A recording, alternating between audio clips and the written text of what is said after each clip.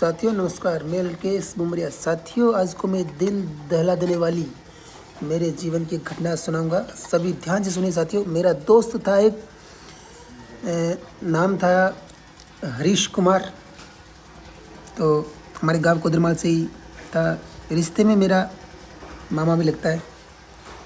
तो हुआ ये कि उसके सगाई हुई थी एक गांव में।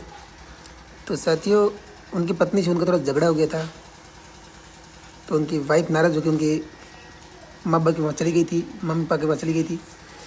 इसके बाद मेरा दोस्त जो था वो उसके पीछे गया मनाने के लिए, लेकिन वो नाराज़ थी काफ़ी, नहीं मानी। इसके बाद फिर वो घर पे आया वापस। तो माँ बाप से पैसे मांगे, माँ बाप के पास पैसे थे नहीं या किसी कारण से दिए नहीं।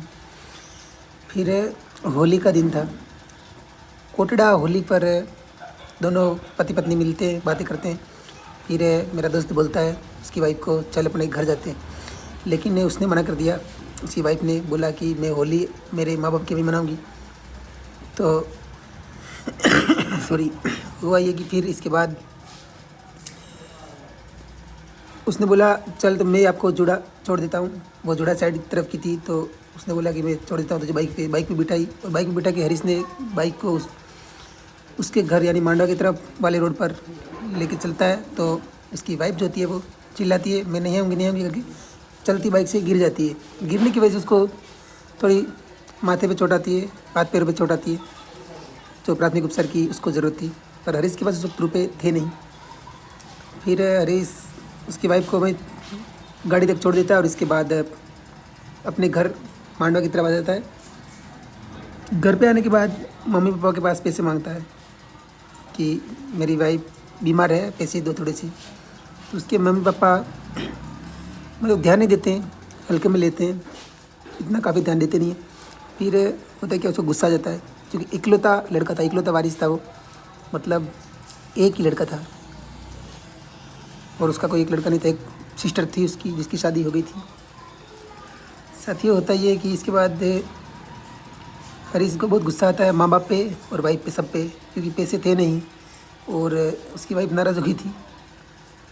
तो ऐसे माहौल में गुस्से में आकर के वह जो कपास जो होता है उसके लिए एक दवाई होती है कीड़ों को मारने की, घर के अंदर रखी हुई थी, वाइट कलर की होती है, पता नहीं उसका नाम कुछ होता है।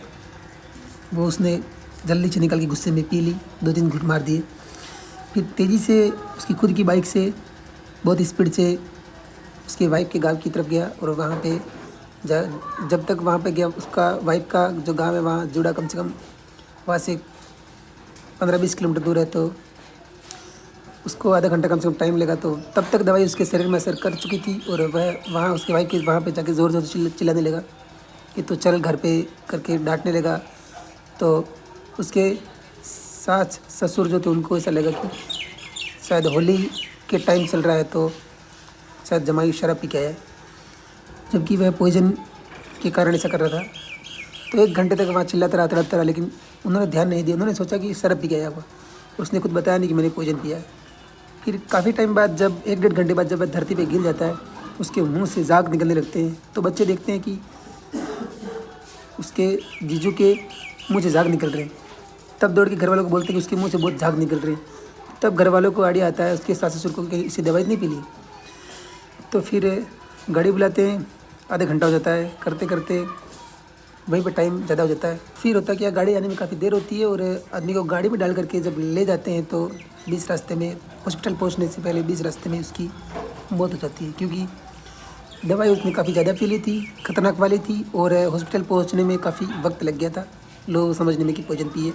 इकलौता वारिस, इकलौता लड़का जो था, माँ बाप ने छोटी सी गलती, पैसे नहीं देने की वजह से, और बेटे की भी गलती, गुस्से में आकर के माँ बाप के बारे में नहीं सोचा और पॉइजन पी ली कि गुस्से में आकर के अपनी जान दे दी। बहुत ही दुखद घटना।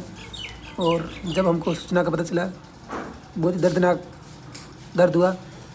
इसके बाद उसका अंतिम संस्कार कर दिया गया, लेकिन उसके माँ बाप का वह इकलौता वारिस था, इकलौता सहारा था। और आज की तारीख में उसके माँ बाप बहुत बूढ़े हो चुके हैं, तो उसको सहारा देने वाला कोई नहीं है। तो अगर वो ज़िंदा रहता तो उसके माँ बाप का सहारा बनता, वो इकलौता वारिस था वो। तो साथियों, ऐसी गलती कभी ना करे और ना किसी को करने दे, मैं ये कहना चाहूँगा।